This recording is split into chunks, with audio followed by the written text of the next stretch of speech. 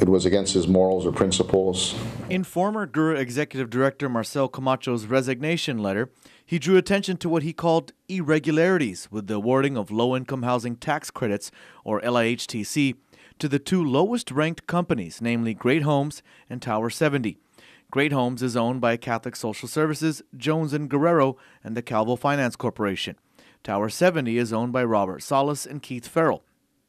Yesterday, GURA Board Chairman Dave Sablan defended the actions and decisions of the board, and today Camacho released a follow-up letter in response to Sablan's comments. In his letter, he essentially says that he is supposed to have sole authority to accept or reject applications for these tax credits, but the board took it upon themselves to award the credits to Great Homes, a company he believed did not qualify for the award. Camacho writes that after he rejected the first three ranked companies, namely Medallion, Ironwood Highlands, and Lattice Senior Housing, for a lack of site control, the board directed him to begin negotiations with fourth-ranked Great Homes. However, he couldn't reach an agreement with Great Homes because, quote, they had offered an affordable unit at $560,000 each when others were offering their units at less than $240,000 each. He goes on to say that Great Homes was eventually willing to lower their price per unit to $390,000 each, but this price was, quote, still out of range. Camacho also states that there were other deficiencies with the application from Great Homes that were pointed out by an expert from the mainland that was retained by legal counsel to advise on LIHTC matters. Ultimately, Camacho writes that he did not recommend to give the tax credits to Great Homes, but the board, quote, made a decision to award Great Homes an LIHTC that was more than what they originally requested.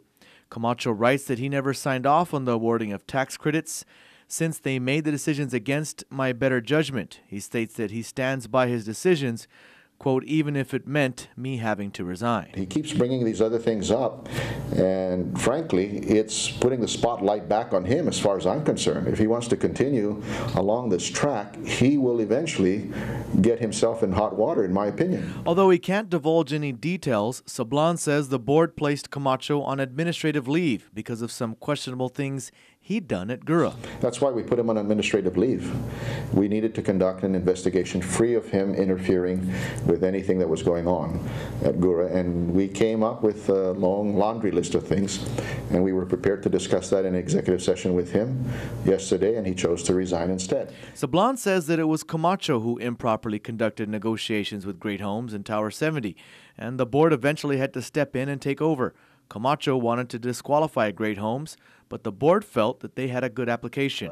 Well, his recommendation was to remove them, to disqualify them. And what his reason was is that they don't have a good plan. Well, how can you tell me that they don't have a good plan when they're offering to give us 81 new homes? It just doesn't make sense. So his reasoning didn't hold any water with the board as far as we're concerned. That's why we had to say, well, all right, step aside. Let me hear it from Great Homes themselves, which we did. Yesterday, Camacho mentioned in his letter that the proper authorities had been notified of the irregularities in the handling of these tax credits. Sablan, on the other hand, says it is Camacho who mishandled the program. He was manipulating the negotiations based on this quote-unquote sole authority that was given to him in the QAP. Sole authority to negotiate, but not necessarily to decide however way you want based on, you know, his own personal feelings. So there were some improprieties in that regard and irregularities, and if it's anything, it's with him, not with us. Have you been contacted by any authorities? No, not personally. So I don't know if anybody in GURA has been contacted, but if they are, we're not worried. You know, we are as transparent as you want to be. In fact, everything that we did on the low-income housing tax credit is minuted. There's board minutes that we have. They can certainly look at that and see how we worked it out. We had the general public in the room at the time. They can attest to how the board deliberated on that. Marcel Camacho was there. He was sitting down there, and we went through that whole process. He could have raised his hand to make a comment that, for the record, I don't agree with it, or say something to that effect. He never did.